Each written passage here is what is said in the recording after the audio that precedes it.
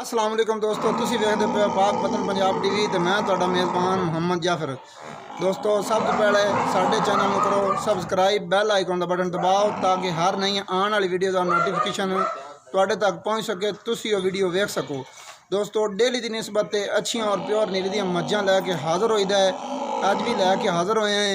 एक बड़ी खूबसूरत जोटी है। मेरा कैमरा मैन तुहानूं करवांदा तसलियां, बाकी दियां गल्लां सारियां सुनांगे मालकां दी ज़बानी कि ये पहला ने या दूजन है या किनवें सूबे किन्ने दिनों की सूई हुई है, किन्ना दुध करती पई है, की हिसाब किताब सारियां तसलियां कैमरामैन साहब हवाने की तसली करवा दियो।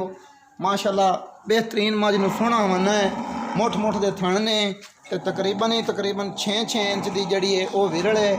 सिंगल हड्डी है मज की, तो उवें थल्लों खूबसूरत पुट्ठा है तो सोहना विच डोर रंगा पुछड़ है, तोड़ तोड़ी सोहनिया खुच्चां ने। दुन्नी घोड़ी जी है वो बिल्कुल काई नहीं है, वक्खी मुठ मुठ दी, पैर जोड़े ने वो सोहने ने।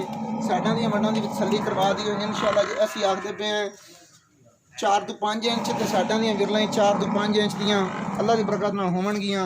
उस तो बाद सफेद चिट्टियां अखां ने, एक अख दे विच खब्बी साइड वाली दे विच हल्का जिहा जवाब है। सिंग जेडे ने वो विच हटा के चूर कुड्डे काठां दे रखी फिरदी है, पर कुड थोड़े थोड़े उच्चे लई फिरदी है, पूरे थल्ले नप्पी नहीं फिरदी, विच नहीं ठोके सो थोड़े थोड़े उठां लई फिरदी है। नस्ल जात जिहड़ी है उहदे विच कोई शक नहीं, बड़ी अच्छी बेहतरीन नस्ल जात वाली मज्जां ने। ये कोई व्यापारियों वाली गल नहीं, घर दियां बड़ी पुरानी ब्रीड है। 7 8 सूए वालियां जड़ियां ने वो विच फिरदियां ने, तुहानूं नज़र भी आ रही है पिछे आ जिहड़े बच्चे फिरदे ने, ये सारे घर दियां मज्जां दे ने। ये पीर शाह अहमद साहब उन्हां दियां मज्जां ने, कोई ना वो खरीद के लियावन उत्तों दियां ते ना ही आप देनियां च वेचण। पता नहीं कि ये किस वजह तो वेचते पे ने, किस वजह तो नहीं वेचते पे। ते बड़ी खूबसूरत बड़ी हसीन जोटी है। हड्डी जिहड़ी है क्या बात है, उतां पूरे अद्धे फुट की कड्डी फिरती है। ढाकां जिहड़ियां ने क्या बात है, खुड्डा खूबसूरत है। हवाना जिहड़ा कैमरामैन साहब मुड़ तसली करवा दियो। हल्के हल्के साफ ज़ाहिर तो नज़र नहीं आते पे, जिहड़े बटन जिहदे आखदे ने बटन भी ने।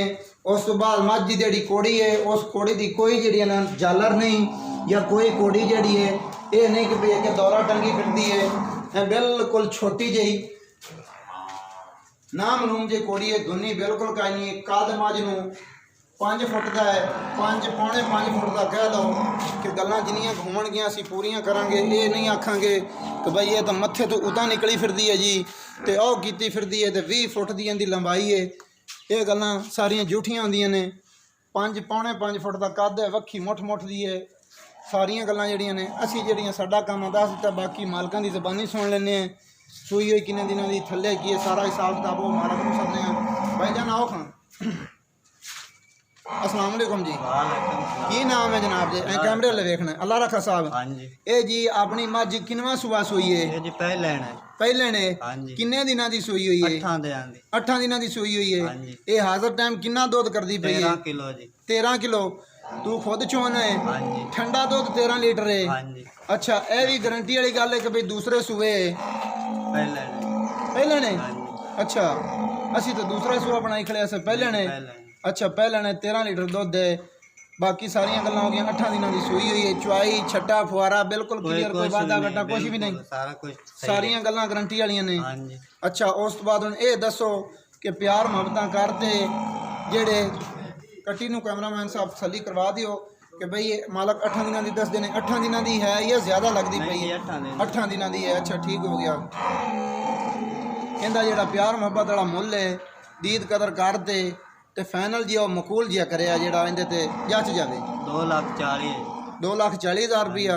2,40,000 दे विच कुछ ना कुछ अपन प्यार मुहब्बत जरूर करना पौसी, क्योंकि जेड़ा असूल हुंदा है वो असी आदा पूरा करने हैं।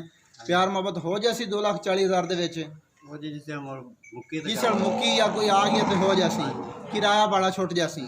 अच्छा दोस्तों, 2,40,000 रुपया मुल है। असी दूजन बनाई फिरदे से मझ पहले ने 8 दिनों की सूई हुई, थल्ले कट्टी है। 13 लीटर मालकां दा कहना है। दुध है ठंडा। 2,40,000 रुपये दे विच प्यार मुहब्बत है। वीडियो आखिर तक देखी करो, कमेंट लाइक शेयर ये ज़रूर कीती करो।